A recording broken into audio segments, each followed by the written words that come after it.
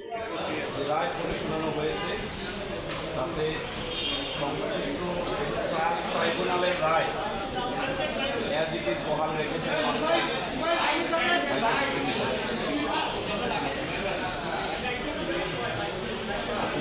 যেহেতু আইনগতভাবে রায়ের কপি না পাওয়া পর্যন্ত এবং মহামান্য হাইকোর্ট বিভাগের রায়ের বিরুদ্ধে সংশ্লিষ্ট ফোরাম মহামান্য আপিল বিভাগে রায় না করা মানে আপিল না করা পর্যন্ত কোনো কিছু ওই রায় বিষয়ে বলা যাবে না। তবে আসামি দুইজনের পক্ষে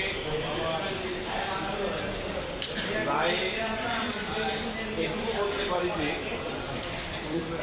আজকে প্রদত্ত রায়ে আমি আইনজীবী হিসাবে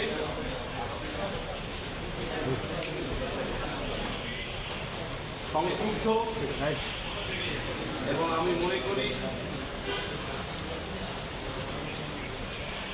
যে ন্যায় বিচার যেটা প্রত্যাশা করেছিলাম সেই প্রত্যাশা অনুযায়ী ন্যায় বিচার আমরা পাইনি। এবং একটি জিনিস মনে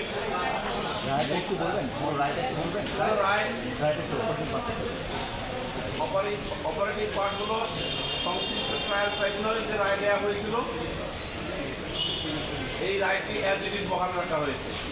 অর্থাৎ সংশ্লিষ্ট ট্রায়াল ট্রাইব্যুনাল যাদের ফাঁসি দিয়েছিলেন এবং যাদের যাবজ্জীবন দিয়েছিলেন তাদের অ্যাজ ইট ইজ বহাল রাখা হয়েছে।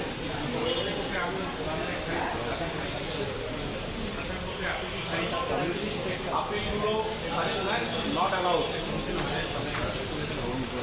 রায় আপনি কেন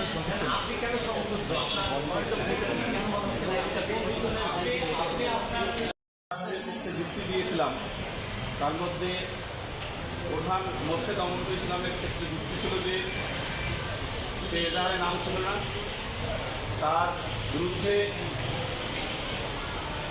যে চারজন সাক্ষ্যের ভিত্তিতে সাজা দেওয়া হয়েছিল ট্রায়াল ট্রাইব্যুনালে সেই চারজন সাক্ষীর সাক্ষ্য অর্থাৎ তাদের জবানবন্দিতে সেই বক্তব্যগুলো নেই।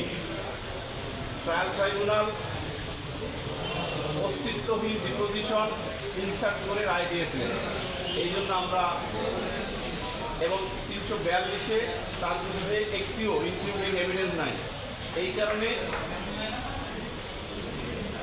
আমি মনে করছি যে ন্যায় বিচার বঞ্চিত হয়েছি, কিন্তু আইনের অধীনে আইনের মাধ্যমে মহামান্য আপিল বিভাগ ছাড়া আমাদের আর কোনো ফোরাম না থাকায় আমরা সেই প্রত্যাশায় রাখতেছি যে ইনশাল্লাহ মহামান্য আপিল বিভাগ এই বিষয়গুলি বিবেচনায় নিয়ে